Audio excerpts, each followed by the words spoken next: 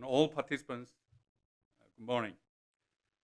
On behalf of the local organizing committee, LOC, I would like to take this opportunity to welcome all of you participating in the 10th AAERE Congress and Annual Conference. I also would like to extend a cordial welcome to our distinguished keynote speakers, Mr. Ban Ki-moon, former Secretary General of the United Nations, and Dr. Robert Pindai, Professor of Economics and Finance at MIT. I would like to thank Dr. Oh Se-jung, President of Seoul National University, for his attendance and congratulatory remarks. Due to the COVID-19 pandemic, the 10th Congress is a hybrid type conference, and most of the submitted papers will be presented and discussed online.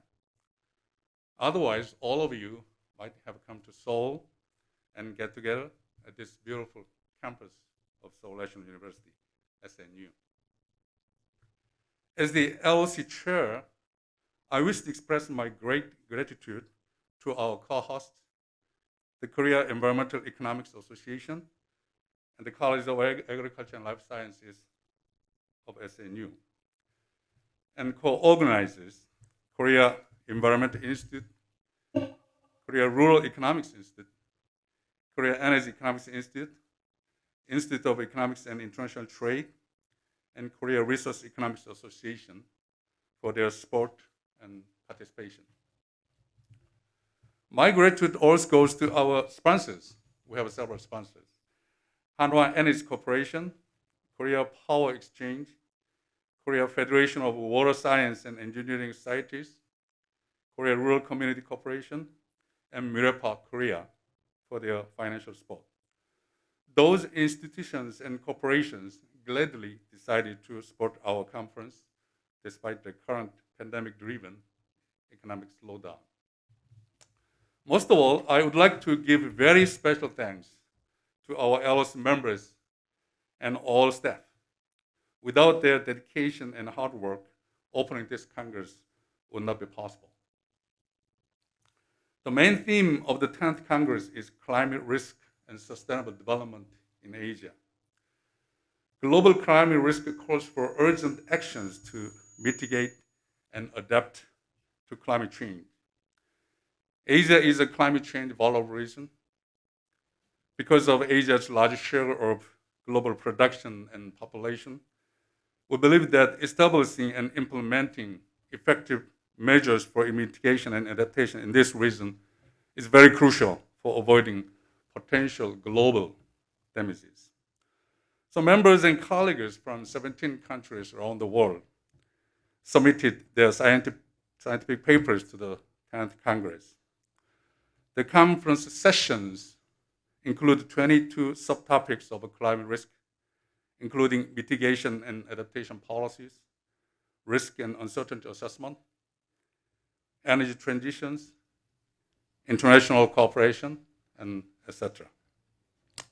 There are also 10 thematic sessions organized by research groups and institutions.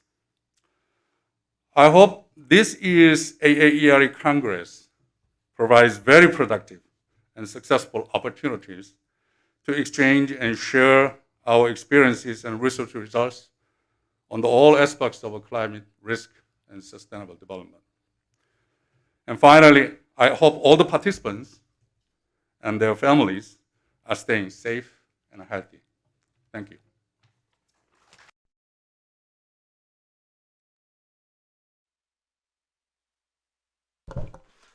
Thank you, President Kwon. Now, Jong-ho Hong, the President of the Asian Association of Environmental and Economics, Resource Economics, will give a welcoming speech.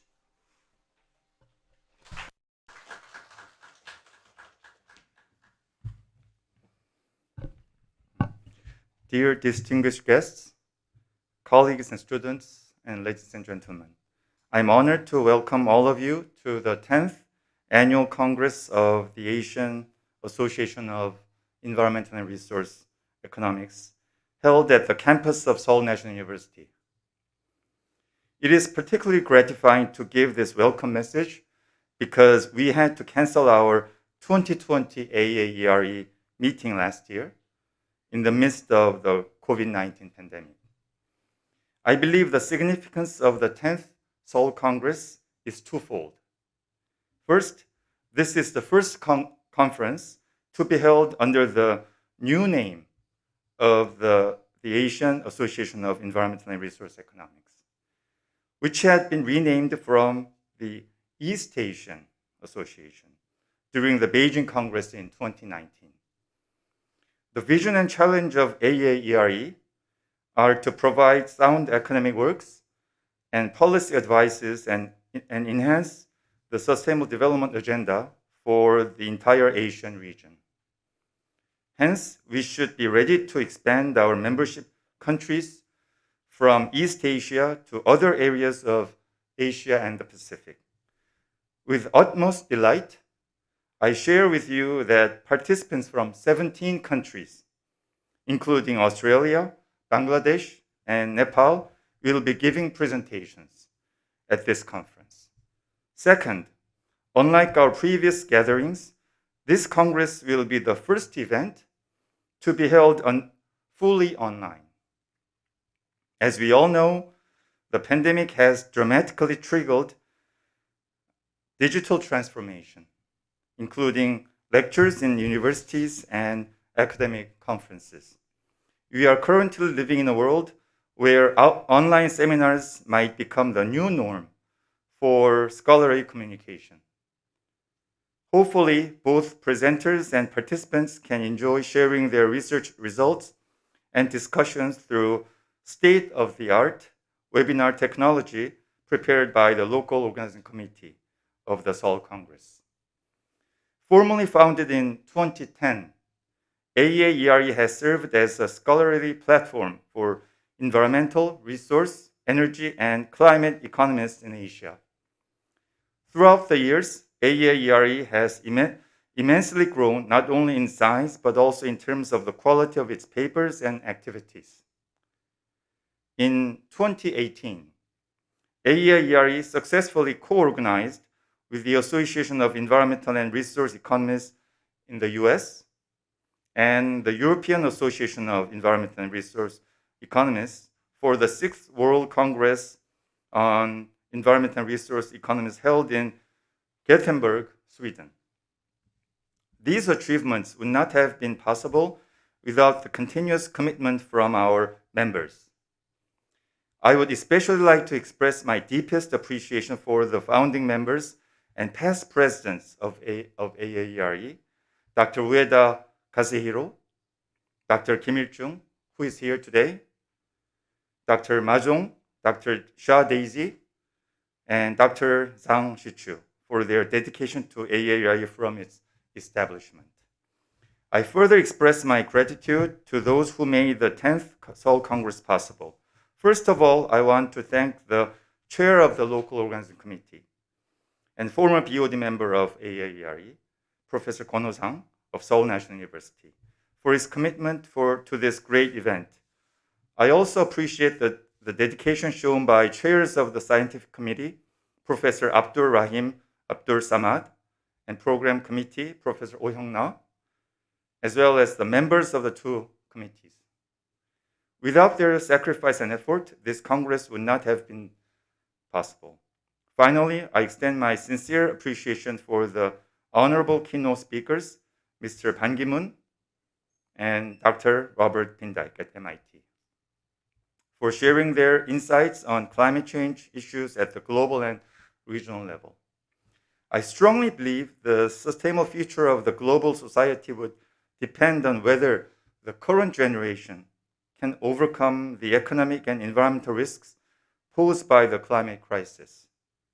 Asia is no exception, where, with the current level of carbon emission and vulnerability to climate impact, climate mitigation and adaptation policies should immediately be put into action.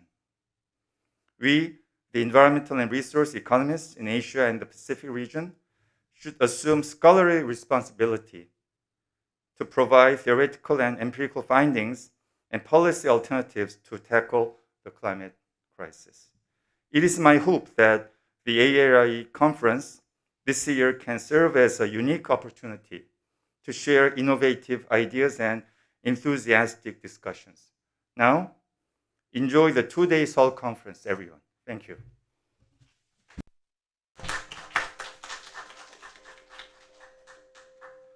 Thank you, President Hong. Now, the President of Seoul National University, Sejong-oh, will make a welcome address.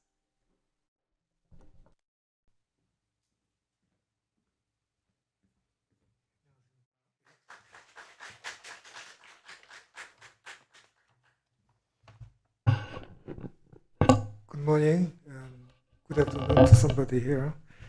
It's my great pleasure to welcome everyone to the 10th Annual Congress of Asian Association of Environmental and Resource Economists.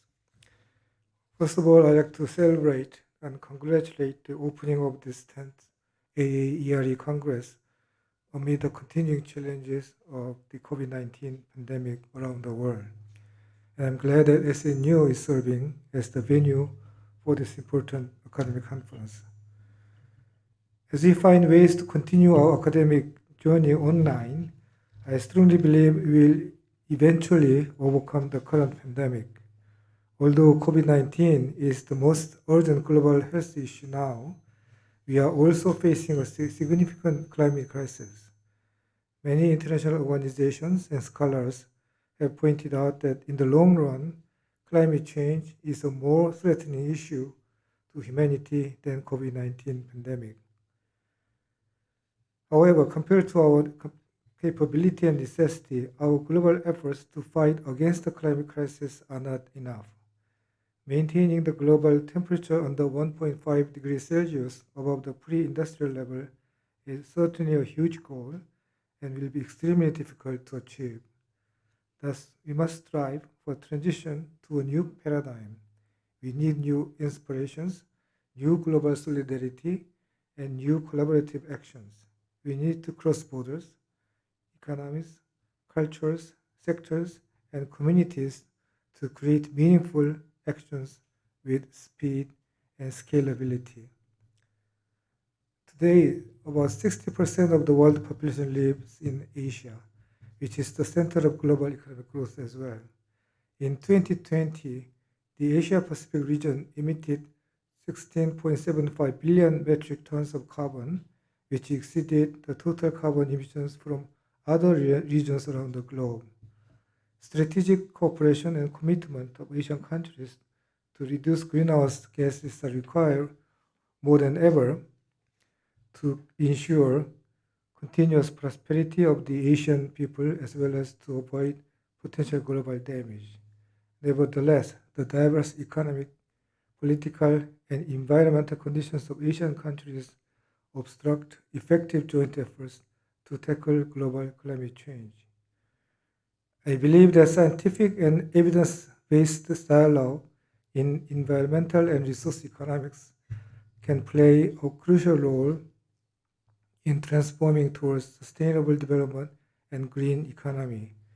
With the theme Climate Risk and Sustainable Development in Asia, I'm confident that the 10th AAERE Congress and Annual Conference will provide meaningful discussions surrounding environmental and resource economics so we can jointly come up with ambitious ideas and practical solutions to fight against the climate crisis. As the leading institution of the Korean higher education, our Seoul National University has initiated significant researches on climate change and sought ways to contribute to finding solutions.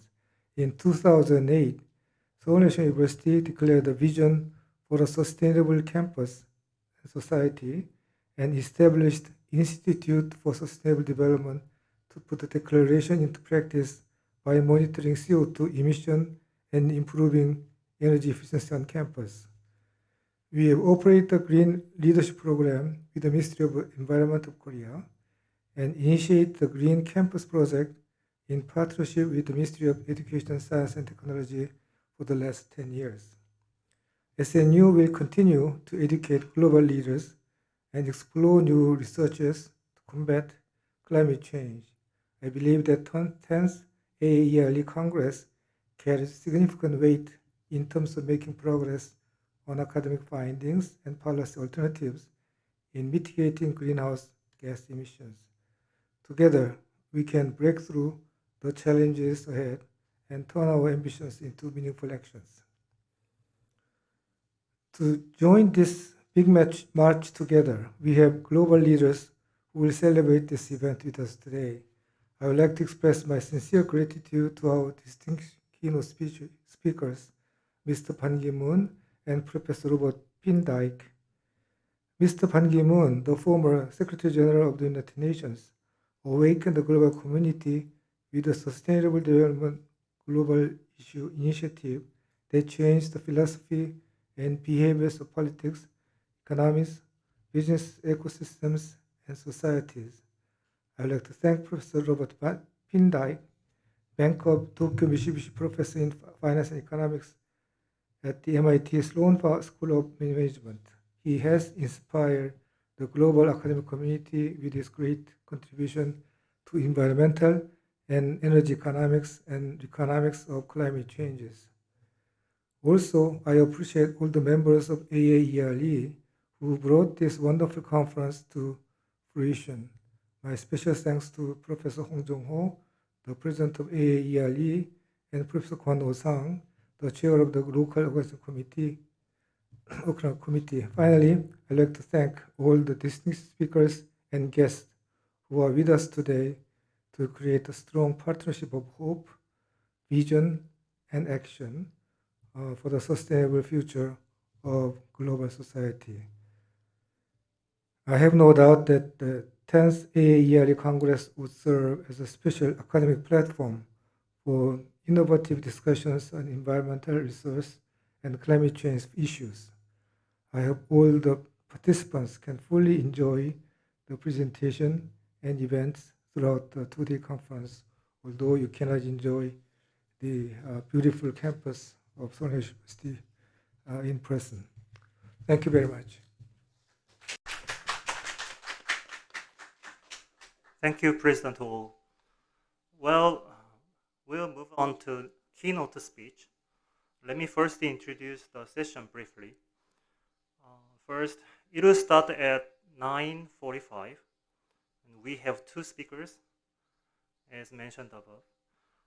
The first speaker is Robert Pindyck, Bank of Tokyo Mitsubishi Professor of Economics and Finance at MIT. And the second speaker is Ki-moon Ban, the former UN Secretary General. Also, we have the chair of the speech, Il-jung Kim. He is a former president of East Asian Association of Environmental and Resource Economics and the emeritus professor at Dongguk University. After a short break, he will host the session.